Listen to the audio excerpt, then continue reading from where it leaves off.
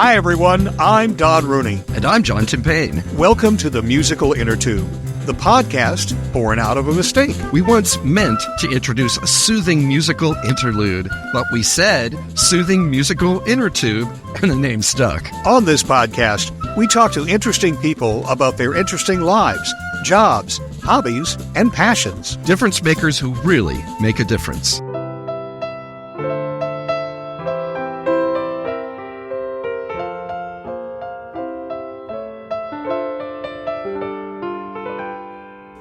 Happy holidays, musical Innertubers.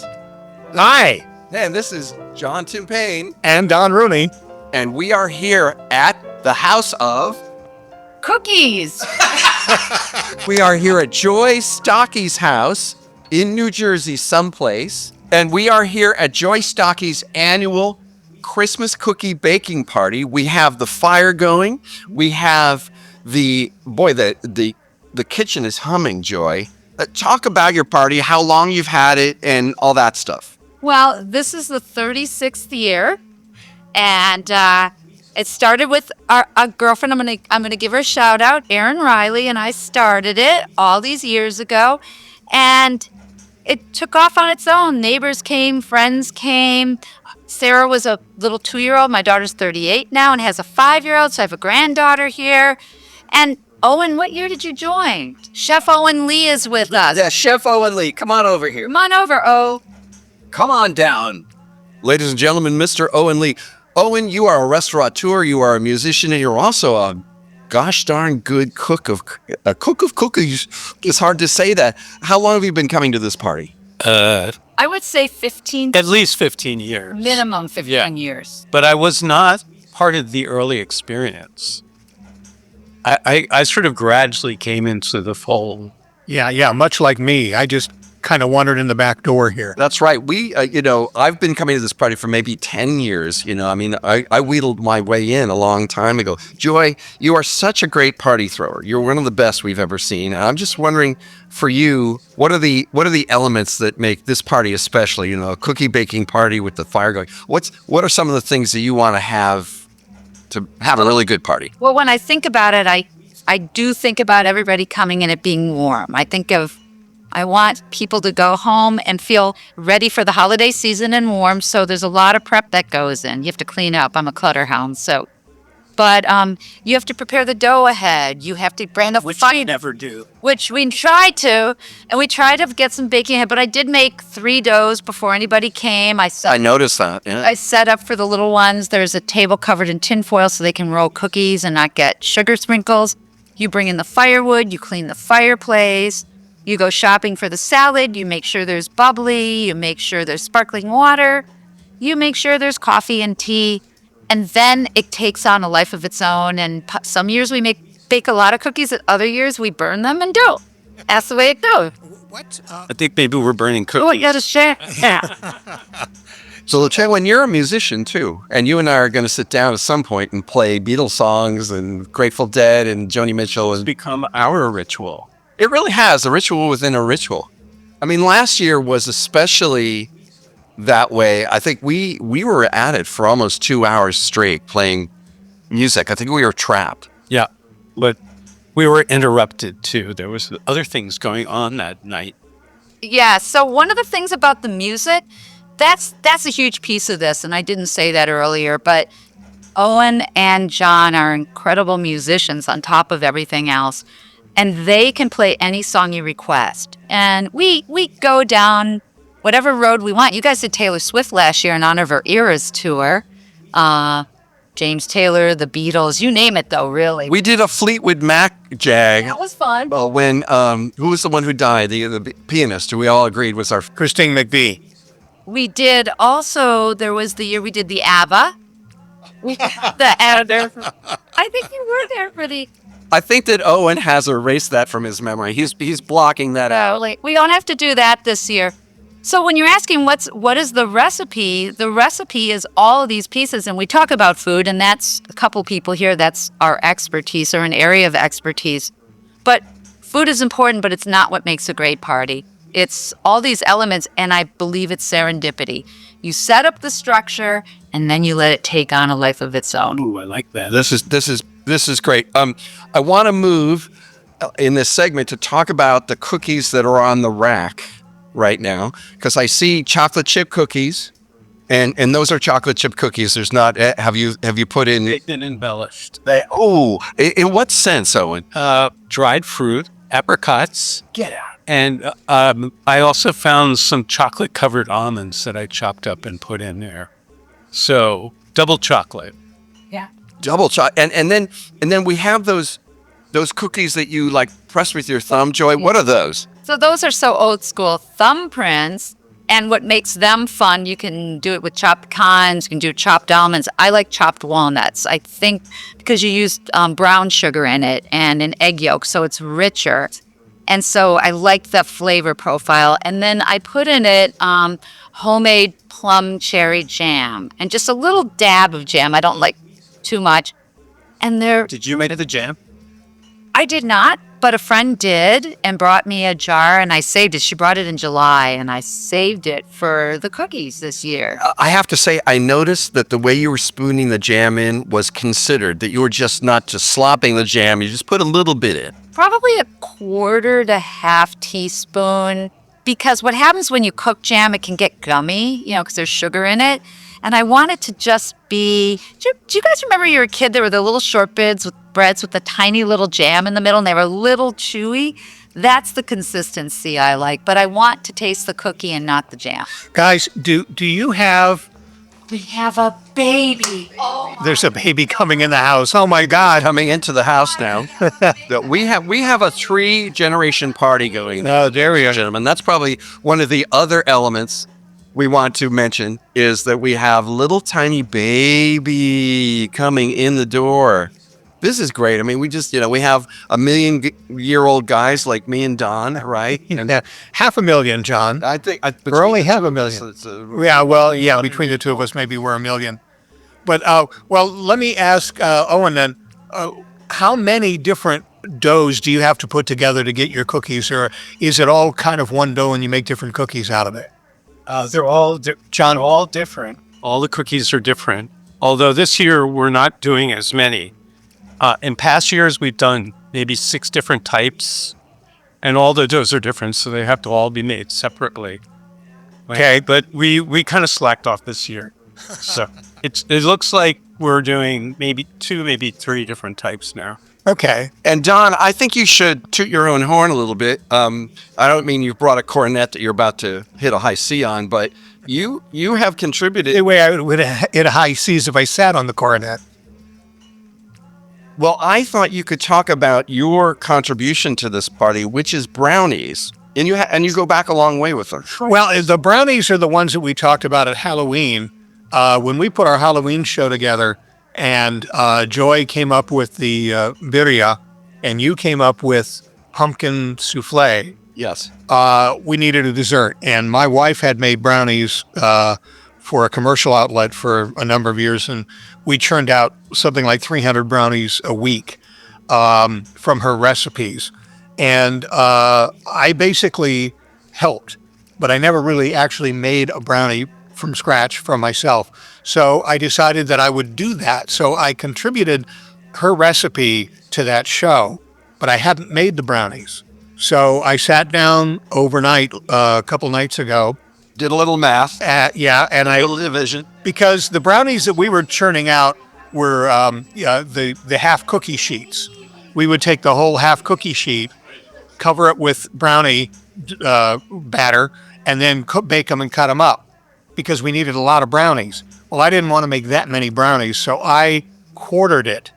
Instead of cutting it in half, I cut it into quarters, and I think I did the math okay, but I made a batch of that, and I bought 2 or 3 of those from that batch here today.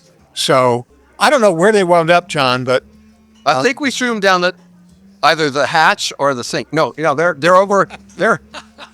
You're over in the kitchen, and we will have some very shortly. I want to say that what I think would be nice if Owen could go over and get one and taste it and tell me if I hit the mark.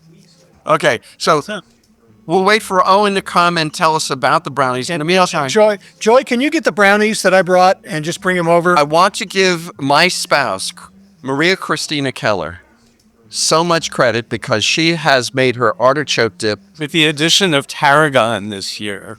Don't you think that really made a nice little difference? Yeah. And this is with canned, drained artichokes that she's chopped up, and then it's really all in the recipe from there because she's used different things in the past, and the tarragon was an innovation. Oh my goodness! There are the Don Rooney. Please take a brownie. Brownies. Joy and Owen. Okay. And Ron, John, you could take one too. And Notice I'm going to take a brownie. yeah, take a bite and tell me what you think. Are they good or are they crappy? Owen and now Joy is taking a bite. Owen's taking a bite. Oh, They're perfect. perfection has been invoked. Oh, Owen, what do you think? What's your feeling as far as browniness? Gets my approval. Oh, okay. You know what it is? It's the texture. It's creamy, and it's a little cakey, but cream. It's got chunks of nuts. I just tasted a beautiful walnut. Yeah, there's walnuts in it. It's in your mouth. There are white chocolate bits, and there are some more chocolate chips in there. Very good. I could eat this whole tray. Highly rated. I highly rate them too. They hold together really well. Because in your recipe, it said you should chill them 24 hours before cutting them. That's the secret, because they're perfect. Like, they're excellent. All right, so I scored. Yeah. Not only that, I am holding Don's recipe because I thought, chaos always ensues here. If I don't bake them today, I have all the ingredients. I'm going to make them. Oh, okay.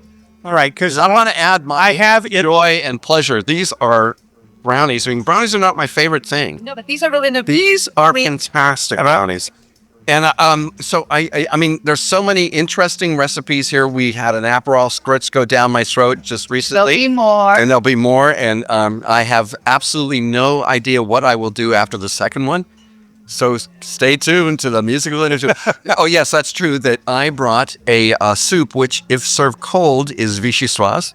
And if warmed up is leek and potato. Are we heating it? Because I think we should take a couple of dollops and put it in a bowl for those who would like to have it as vichyssoise. Okay. And then heat the rest. I've got an idea. We're going to do some cold for vichyssoise, and we're going to heat it, and we're going to taste each to see what happens when we warm it. What happens to the flavor? That's a great idea. okay, that's beautiful. We could do that. We could take a pause here and all go out and get our food together, and then after we've eaten, come back and do a little rating on how things work out. If that sounds okay. Gentlemen, this is perfect because we have a 5-year-old and 6-year-old that are insisting we do the cutouts now, Grandma. All right. So why don't you go do the cutouts, and John, you and I will take a pause here and go eat and drink and be merry, and we'll be back in just a little bit.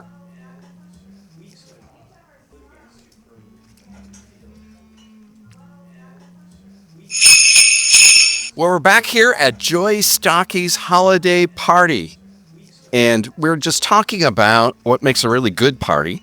And over here is something that makes a very good party, which I think I'll let Frida explain what is happening here. Frida, how old are you? 5.5. Oh my goodness, you're too old for me. I should go away. No, but it's nice to talk to you. And what is your name? So, And Soleil, how old are you? 7. 7 years old. Oh boy, you guys are growing up fast. What is happening at this table? What are you doing? We're making Christmas cookies. And so you're cutting. You've rolled out some dough, correct?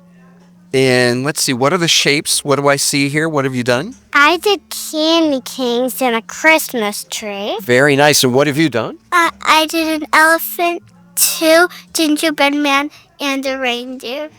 And what is your name, please? Sarah. Sarah. Now, Sarah, it is my understanding that you're related to several of the people in this house. I think you're related to Frida here. Is that correct? Yes. And who is Sarah? What is her relationship to you, Frida? My mom. She's your mother. Oh, my goodness. And Soleil, I hear a rumor that your mom is in the house. Is that correct? Is she standing? Where is she standing? Over there. And so I see a man, right, Who cut out the man? Ooh, Soleil, well done. And I see a bell. Is that also Soleil's? Look at you. And a Christmas tree. So what's your favorite shape? My favorite shape is the baby candy cane. I think it's so, you know what I like about that is when you flip the candy cane over, it makes a J, which is the best letter in the whole alphabet. And do you know why? Because my name is John and it starts with a J. I thought So- it was my name is Joy. Oh, that's right. Joy Stocke, you are right. Yeah, as you always are. Joy has a handle on everything. She's right. It really stands for joy and Joy Stocke. So Sarah is now rolling out some of the dough. You know, you take all the scraps and you get them all together and then you roll them back out so we can do some decent cutting. And what is the shape you have in your hand, Soleil? Star. Very nice. Is that your favorite shape? No, the elephant is. Where's the elephant here? I don't see an elephant. Oh, there it is. Oh, man. I did not see that. So, is this a fun party? Yeah, What's making it fun? be making. The cookie making is fun, isn't it? You like that part? Yeah. Is it okay that adults are around? I mean, we sort of smell funny and talk about stuff that nobody cares about, but do you still like, is it okay for the adults to be at the party? Yeah. Yeah? You think it's okay? Yeah. Because I think adults can be fun sometimes. Silence from the two little girls. What's happening with that? Okay.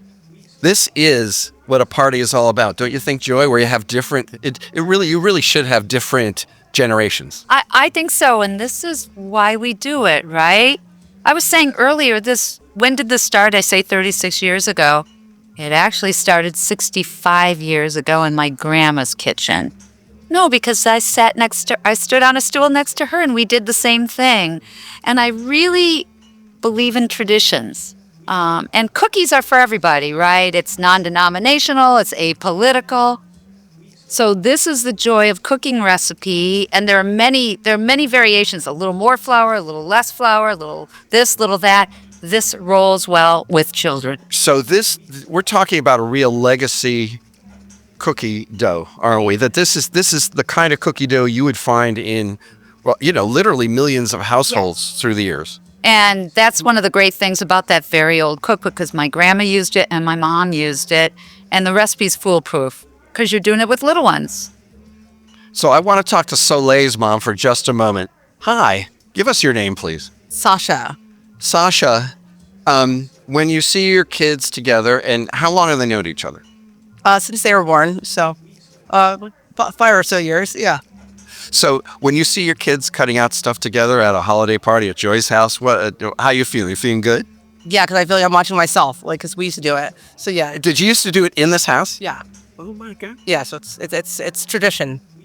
And once again, see, this connects with something that Joy was saying, is that tradition is really important. Is that sense that we're doing things that were passed to us. Yes, absolutely. I absolutely agree. Yeah.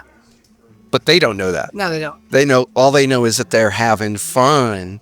John, I have a comment. Have we talked about the rolling pin yet? No, we need to talk about the rolling pin. Let me interview the man from whom the rolling pin was donated. Can you give us your full name, please? William Schoaf. This rolling pin is something special. What is it in your family, and it's part of the party tonight? So, Well, it's the late 1800s. It came from Morrison's Cove, which my family was one of the first families in Morrison's Cove in central Pennsylvania in the 1600s. So this rolling pin came out of that tradition. okay, I'm completely blown away by this. I'm trying. Whoa. Well, ladies and gentlemen, we have a rolling pin right off of the Nina Pitton Santa Maria. Nobody ever says that. This rolling pin that we're looking at is, I see, the handles look like it might be newer than the pin. Yeah, because the handles wear out, and the pin is very solid. So does the roller. I wear out really easily when I'm. We all wear out. And that has worn a lot of people out. And I want to tell everybody that this came to the party with little ribbons or pieces of string around it, as though it were and very festive. I mean, very festive. Yeah, it's been used in our family for a long time, so it's made a lot of cookies. Janet, you're looking like you want to say something. I do. I want because it was wrapped with ribbons because this rolling pin is now passing from Bill's family to Joy's family. So she can roll, whatever with. So this is this is a gift. This is not just loaning it for the party. Correct. This is a gift to Joy. And so if Joy wanted to hit Howard with it, because Howard is Joy's partner, that's what we could use it for. Yes, and it would hurt. No, it's a substantial rolling pin. Let me tell you, it's very heavy. It's not clear whether they really used it to roll dough for pies or whether they used it because they lived in the country and it was a weapon for anyone who might want to come into the house. Trespass on my property. Oh, I'm gonna brain you with this thing. It really, ladies and gentlemen, it really looks the way you'd want a rolling pin to look like. You just flour that thing. It does a great thing. And I'm just enjoying seeing this whole scene because Sarah is doing the sparkles. It looks like she knows what she's doing there. I wouldn't know. I'd be completely lost here. We're doing the butter. So we're brushing butter. Egg yolk. Sorry, I'm completely wrong as usual. And so once the egg yolk is on there, we're going to put the sparkles on. Correct? Very nice. Well, thank you, everybody. This is just terrific. And we are having more fun than you, ladies and gentlemen. So I hope you're enjoying our show. And we're going to go to a different part of the house in a minute and talk about more activities that make a great holiday party.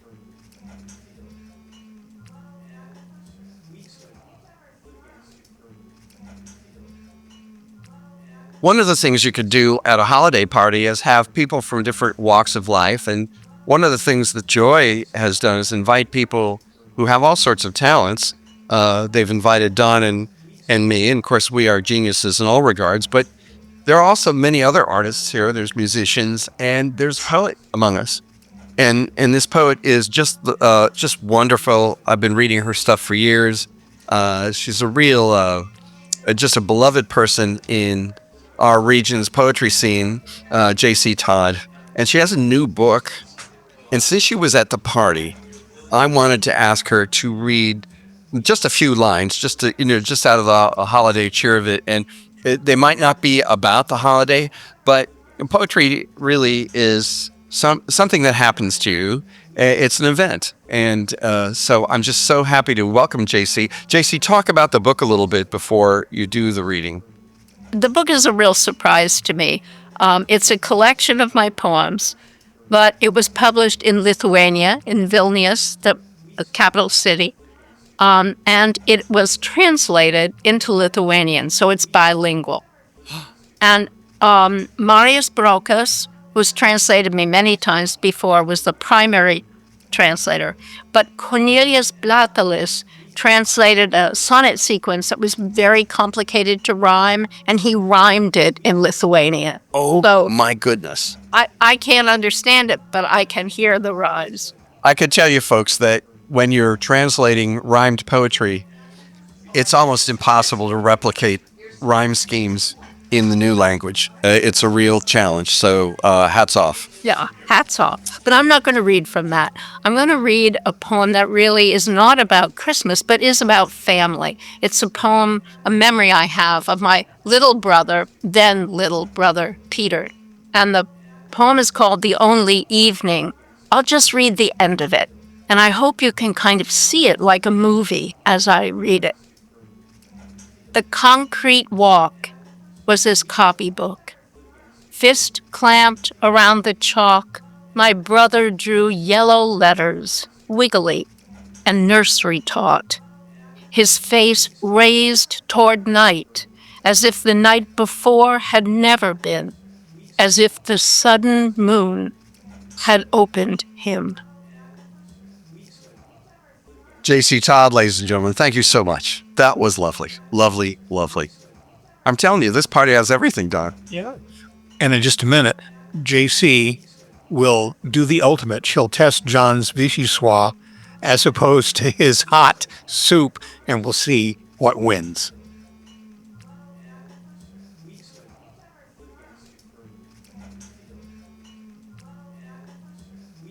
Now, for this party, John has made a potato leek soup, which is either a potato leek soup or vichyssoise.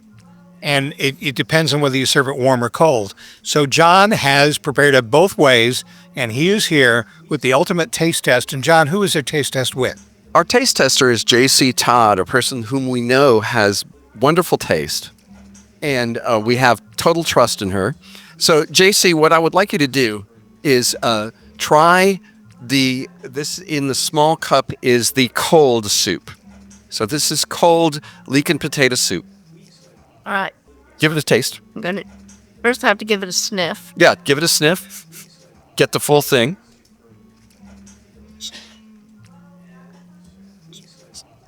You love me. Oh, the leek makes it so sweet. Oh, it's delicious. Thank you. It's rather luxurious, isn't it? I mean, it's got a nice, nice thickness, It's very thick, and it has little flakes of something in it that are very attractive. But what I really like about it is when you take it in your mouth, Oh. it sticks on the tongue. It does not want to be swallowed, and then the taste fills your mouth. So that's pretty good. Thank you so much, because we experience taste in time and space, don't we? And there's all sorts of tastes that begin and have they have a distal and a far sort of experience. So that's wonderful. Okay, now try the same soup. So that was vichyssoise.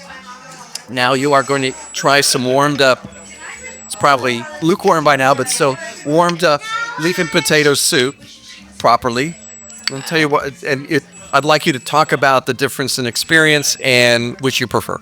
Well, first, stirring it a little before I take a spoonful, I can see it's a little more liquid. And let me smell. Oh, that's just interesting. The heat brings up the leek with potatoes. Sweet. So that's a little different. That's Now, nice. I come from a potato eating heritage, so this is a test. Uh-oh.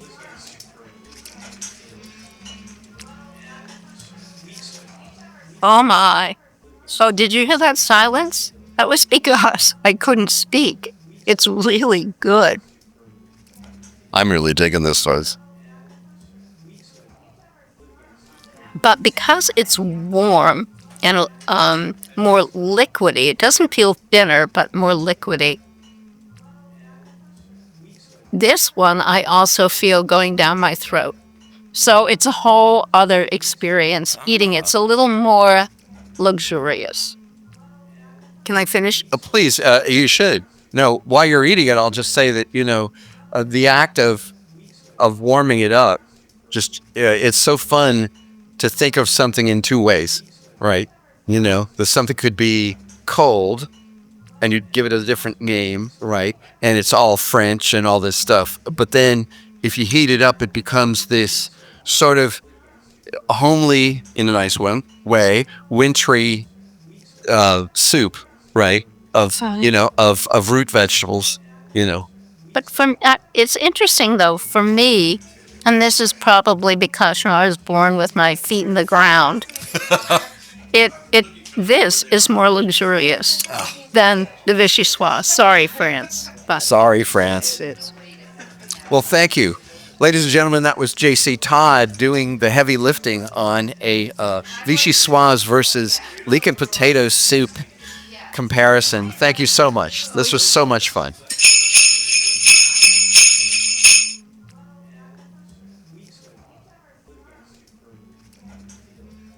Don, your presence is just like your spirit that I have heard in our interviews. So thank you for coming to our house. Well, thank you. Thank you for having me. It was fun. It's been a terrific party, and I got to eat cookies. Right. That's the best part. Here, there's a tray right in front of you. Yeah, I know. You brought the tray over just for me, and you have a spatula ready to hand some over. Ain't flying saucer full. All right, college. It's not a flying saucer. It's a drone. Yeah. We're in New Jersey. It's a drone.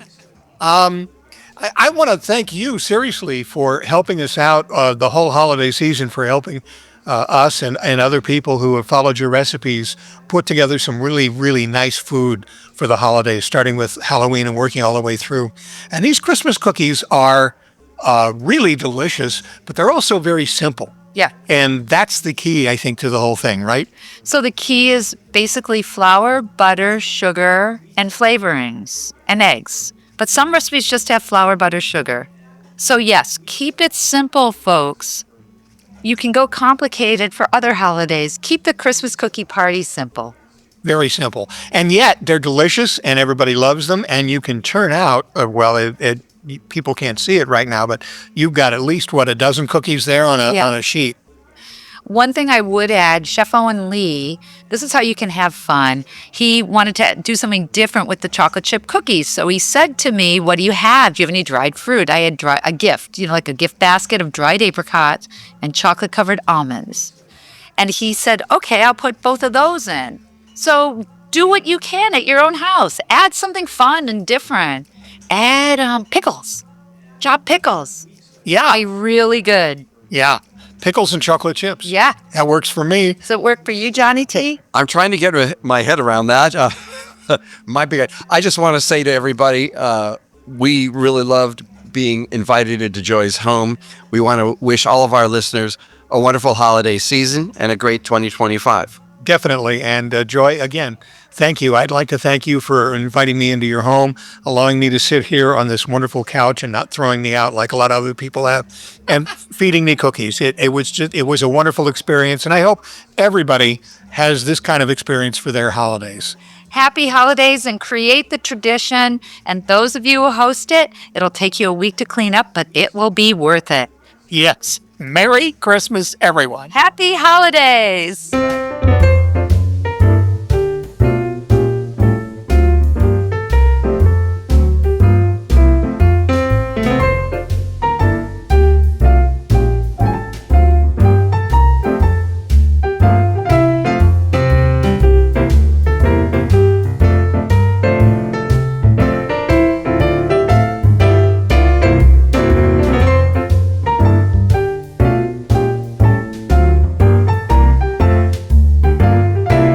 And thank you for listening to the Musical Innertube. Hey, let us know how we're doing. Send us an email at musicalinnertube, all one word, @gmail.com. Do you know someone with a great story to tell? Let us know. Send us an email or log in to our website, musicalinnertube.com, and click on the microphone in the lower right-hand corner to leave us a voicemail. And while you're on our website, take a few minutes to listen to past episodes of the podcast.